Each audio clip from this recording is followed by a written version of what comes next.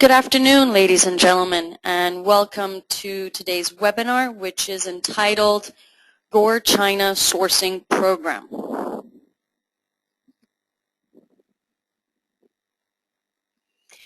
My name is Christina Kohler, and I am a director of Klako Group. I have worked in the Chinese legal and accounting industry since 2003, when I joined Klako as its China director. I advise and represent Western clients with their business interests in China, and I have worked on transactions which have included foreign direct investment, including corporate structuring and restructuring, company liquidations, M&A deals, and have frequently advised on tax, accounting, and trade-related matters. In today's webinar, we will be focusing on companies that can choose China and how to formulate their sourcing programs and what options are available to them. I will be looking at the type of services that Klako Group can offer to individuals and companies who are looking to create a cost-effective and tax-optimizing structure for their sourcing program.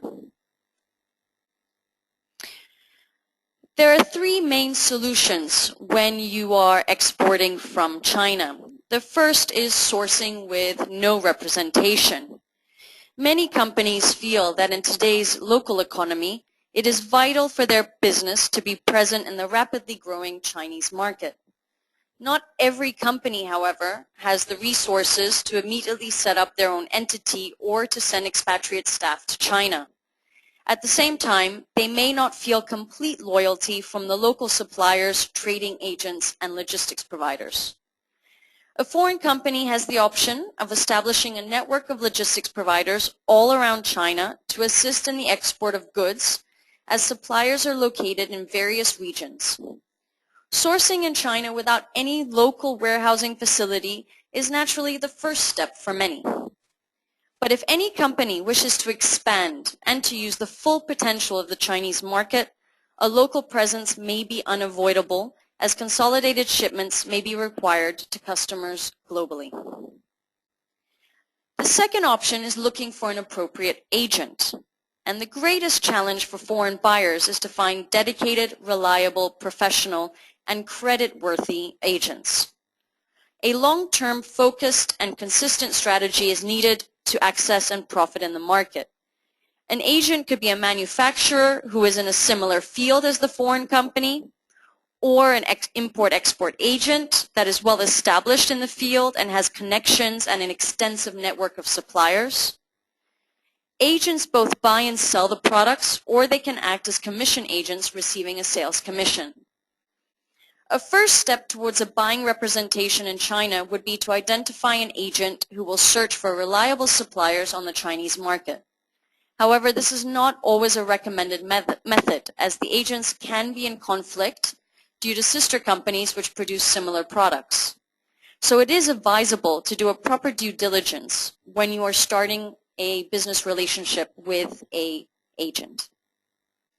The third option is outsourcing your buying office. And there are service providers in China who have developed services where the foreign company can utilize the outsourcing services in order to establish their own buying and consolidation network without actually having to set up their own entity with fixed costs or loose control over the order transactions with the local agents or logistics providers. As a second step, companies with their own representation can also outsource their local sourcing, invoicing, and warehousing. This effective outsourcing solution provides the foreign company with a customized outsourcing service for smooth and trouble-free market entry.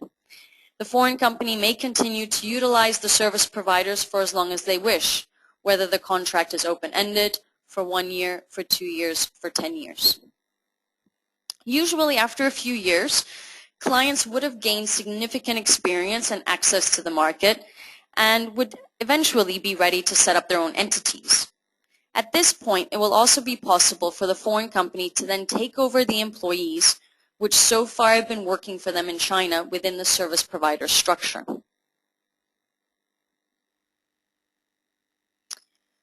One of the options is re-invoicing via a Hong Kong company.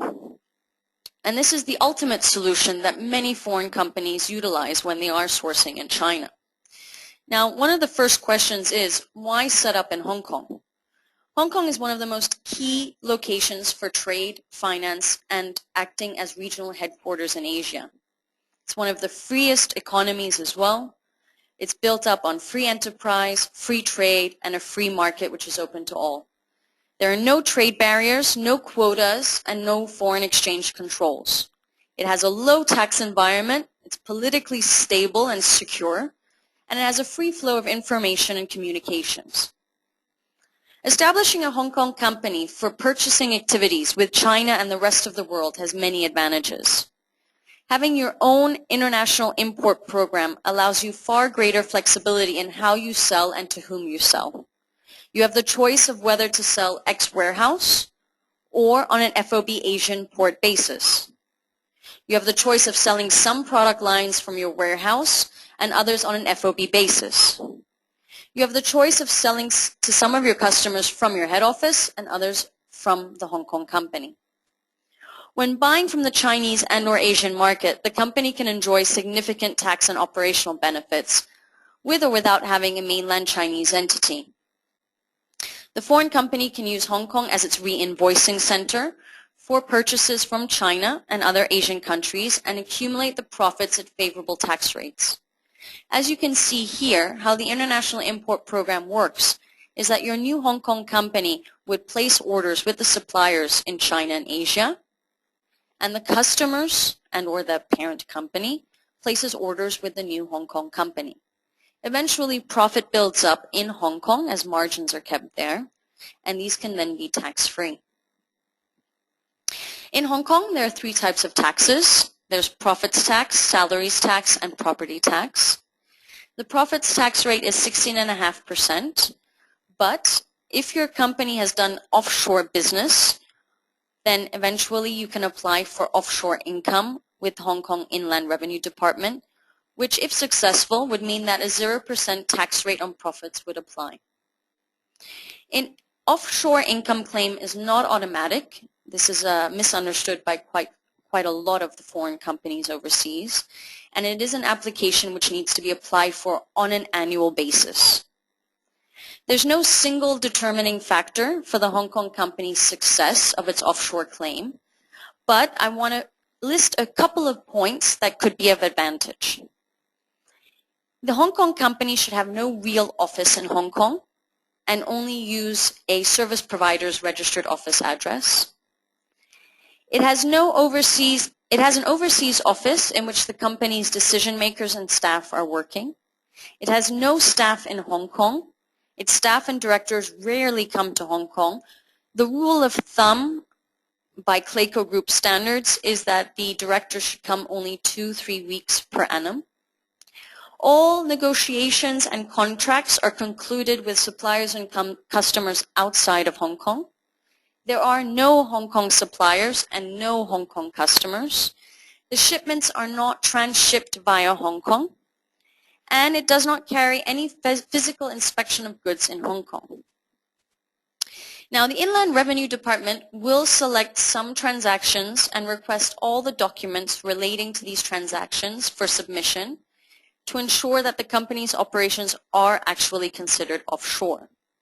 It's highly recommended to make sure that all correspondence for all transactions, whether that's faxes, emails, telephone bills, summaries of meetings, purchase orders, sales orders, shipping documents, all of these are filed accordingly based on every transaction running through the Hong Kong company. There are three typical structures of Hong Kong companies. The first is that your overseas company holds the shares of the Hong Kong company as a parent. As an individual, you can also hold the shares of a Hong Kong company. And in addition, there are nominee shareholder services whereby Klako Group, for example, can act as nominee shareholders of your Hong Kong company on behalf of the beneficial owner. In order to understand more regarding the structural options, the tax implications, please don't hesitate to contact us. Every single company has its own tailor-made structure depending on the individuals and depending on where the company, the overseas company, is actually located. If you plan on using Hong Kong for trading purposes, in addition to other services that we offer, we can also offer trade and supply chain services. What this means is that we can actually handle all of your trade and supply chain activities that are occurring throughout your Hong Kong company. This allows you to not hire additional staff, whether it be in Hong Kong or whether it be in your overseas parent company. Some of the activities that we can perform are purchase order management, shipping schedule management, payment centralization, invoice management and shipping document neutralization, invoice and trade document signature management, letter of credit management, factory inspections, as well as factory sourcing. And I'll go through some of these activities later on. Nevertheless, if the company does decide to hire mainland Chinese staff in China, in addition to having a trading company in Hong Kong, a legal entity in China does need to exist. A representative office is the easiest and most economic way of setting up such a structure. It is an office of a foreign enterprise set up for the purpose of liaising with Chinese businesses and customers on behalf of its parent company. It needs to be made clear that a representative office is not a separate legal structure. It is actually an entity that is tied to its parent company, and it is not a direct revenue earning company. What this means is it's not a profit-making center. It's purely a cost center. And all the representative office can do is business liaison, introduction of products, finding new suppliers, but handling no negotiations and no contract formulation. By law, the Chinese staff, if they are going to be based in China, cannot be hired by a Hong Kong company directly. They must be hired by a legal Chinese entity in China. And together with their gross salary, and the company must provide social insurance to each employee. And as social insurance is owed to the state and not the individual, it is recommended that this be done in a legal way. In fact, when you do establish a representative office, you must use an employment agency to handle all the payroll activities of your mainland Chinese staff. There are many foreign companies in China that do not monitor the daily business of their local employees in their RO, allowing many of these employees the opportunity to engage in activities not allowed by the RO. And what this basically means is under-table negotiations, kickbacks that are received by merchandisers, false quality control inspection reports, and the list goes on. The consequence is often, if it is found out that these staff are doing these activities, is that the parent company becomes blacklisted by the Chinese government. A further advantage of a Hong Kong company, not only acting as a trading entity when exporting from China, is that it also takes the liability away from the parent company overseas when establishing the representative office. There are no capital contribution requirements for RO. Establishing our RO is largely a matter of complying with application procedures. One of the requirements is that the parent company of the RO must be a minimum of 2 years old, which means that if it were Hong Kong would have to be at least 2 years old. There are tax implications with a representative office. The tax implications is based on the expense amount. And in summary, the Hong Kong trading company can handle all purchase activities and all purchase issues with the suppliers and the sales to the customers. The purpose of the RO would be solely to act as a sourcing or merchandising center whereby staff find new suppliers and they handle quality control. It needs to be, again, I just want to emphasize again, all negotiations and contracts need to actually still be negotiated by the parent company. The staff locally in the RO are not actually permitted to handle these functions. Now, the third option when sourcing in China is by actually establishing your own China company. This is an alternative to actually establishing a Hong Kong company. You would establish a limited trading company in China.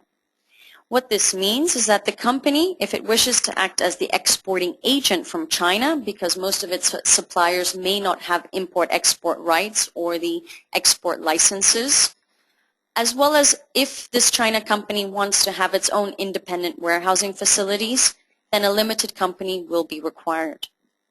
It is called a wholly foreign-owned enterprise or a foreign-invested commercial enterprise, which is a limited liability company owned by a foreign investor.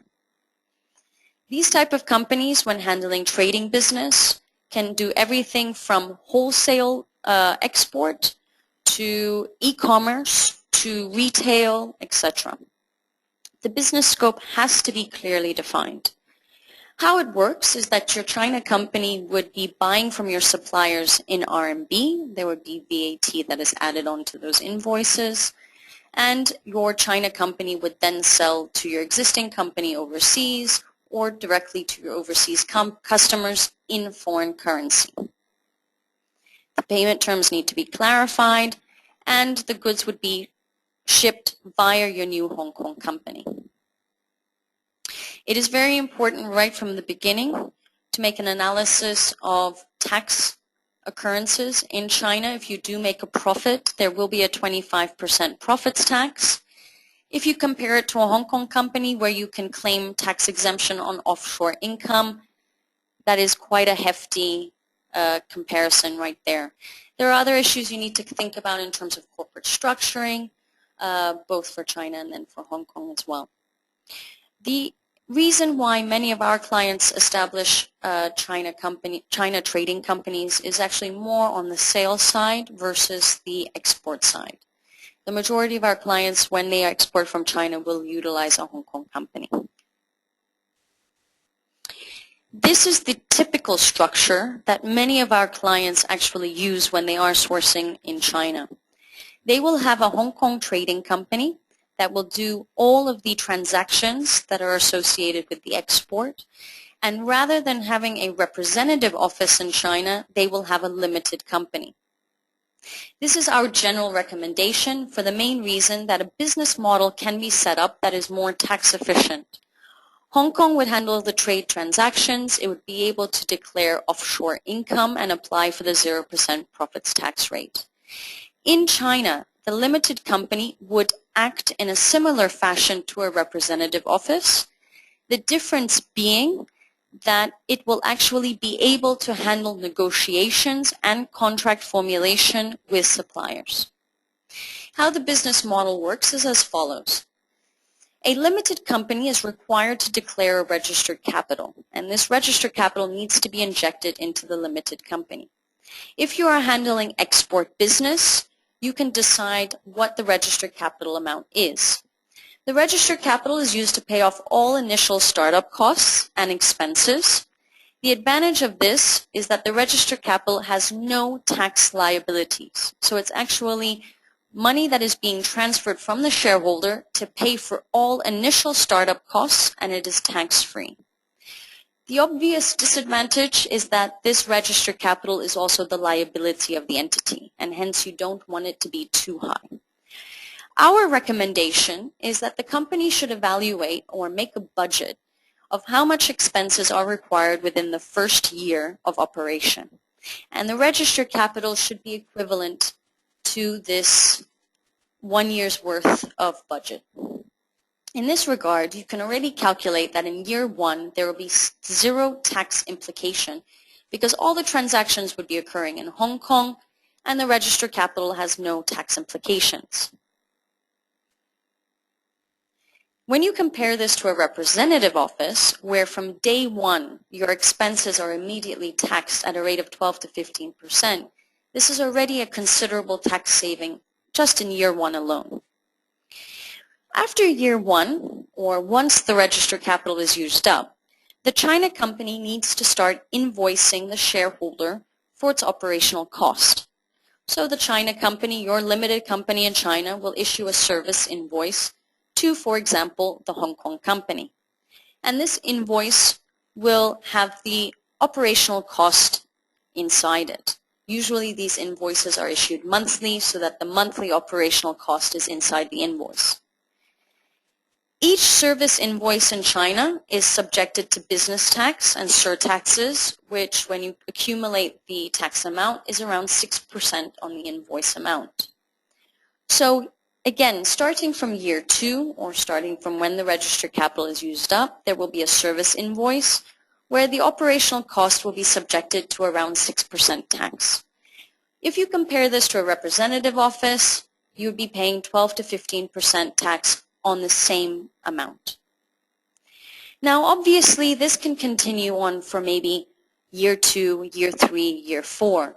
But at some point, the tax officers in China will get suspicious as to why your entity is still in existence but not making any type of profit. Usually from year 1 to year 4, you can always tell the tax bureau that you're still in the startup phase and that the parent company still wants to have all operational business and invoicing done from there. But after year 5, there will be some doubts in the tax officer's minds. As a consequence, in year 5, the invoice issued from the China entity to the Hong Kong company should be equivalent to the operational cost plus a 2 to 3% margin. And on this margin, there will be a 25% profits tax applicable. In the end of the day, this entire business model is a tax-saving function, which enables you to, on your transactions, have 0% profits tax in Hong Kong, and on your operational cost in China, it lowers your tax savings compared to a representative office. In addition, which many people also forget, having a limited company does allow you to have greater flexibility in terms of what you would like to achieve in the long term in China. If after 5 years you decide that you also want to sell on the Chinese market, you will already have the structure and the entity to do so. So you should also keep this in mind when you look at your long-term strategy plans. Having your own China company also allows you the flexibility to buy in China from your suppliers and to sell in China. You won't be able to do this if you have a Hong Kong company. The reason being, if you have a Hong Kong company that buys from suppliers in China and sells to customers in China, the goods would need to be exported out of China. And this just adds additional cost that is not necessary. Having your own China company locally will also give you the advantage that at any point do you want to sell locally, you can do so. And your Chinese customers will not know who your suppliers are because as far as they're concerned, you are the supplier to them. So this should also be kept in mind as a solution. Now, what can Klako Group offer in terms of our trade and supply chain services? Well, we help to locate and manage suppliers who can deliver the best FOB product costs based on our customers' quality and delivery standards. We build a variable cost sourcing office for our customers with a team, tools, and an infrastructure they could not develop on their own from day one of being in the market. Each dedicated customer team leverages the price benchmarking event process, the QA, QC, and logistics divisions with the reach and visibility of multiple China offices to consistently deliver value and results. We have over 30 years of experience dealing with a broad range of industrial products and a vast array of consumer products. So we do this on behalf of our clients. Each of Klako Group's customers has a team of knowledgeable professionals dedicated to their business. And the team ranges from quality control people, logistics individuals, HR, operational development, etc.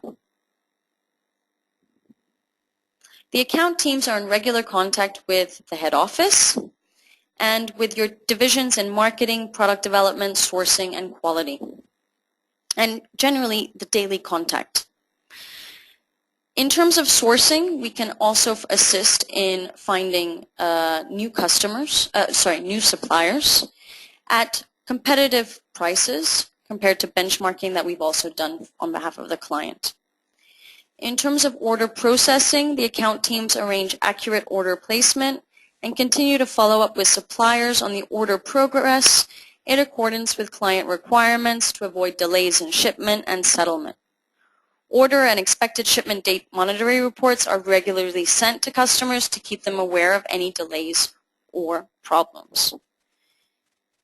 Our quality department operates as a separate division within Klako Group and has been developed and is managed by professionals with extensive experience in testing and other inspection firms.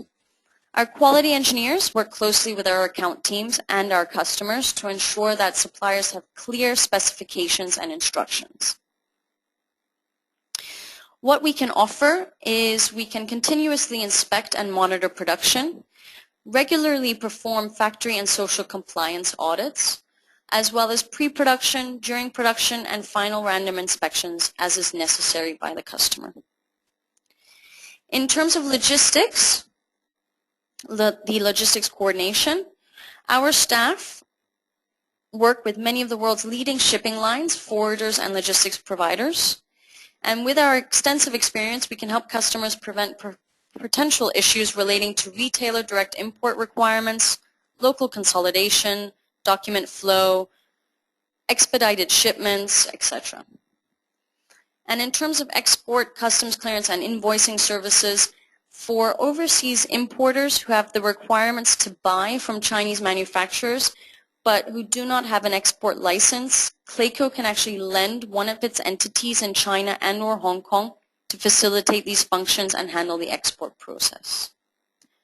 I've detailed here our typical workflow and how it works between our clients, Klako, and the suppliers in China. There are a variety of ways that we typically work. One of them being that Klako Group handles all the communication with the suppliers. The other option is that the company overseas also has communication with the suppliers. This is completely dependent on what the client's requirements are. As a conclusion, international companies investing in full office operations in China and or Hong Kong have several hurdles to cross before becoming operational. Not only high office rents and associated costs, but a possible shortage of qualified staff and often some cultural differences. If you are considering outsourcing, you've already overcome some of the barriers. And at Klako Group, we can help you to avoid being confronted by the costs normally associated with a China and or Hong Kong setup. We offer a convenient, cost-effective solution to clients from outside Hong Kong and China who need a full-service office presence without the expense and inconvenience usually entailed. And in addition, as already mentioned, we provide letter of credit, invoicing, and logistics coordination services. And we can always tailor-make any solution for any of our customers. I hope you have enjoyed today's webinar. I hope I gave you all the options available for sourcing in China. Should you have any questions related to your sourcing activities and how you would like to optimize your structures, please do not hesitate to contact us. Listed here are our contact details in Hong Kong as well as in China. On a last note, if you would like to join our webinar, again, we will be handling the same topic next Wednesday on the 25th of July on the same topic. There will be no webinars in August, and we will begin our webinar programs again in September, whereby the topic will be your selling program in China and the different options that are available. Again, I hope you enjoyed today's webinar, and I wish you all a pleasant day. Thank you for joining us.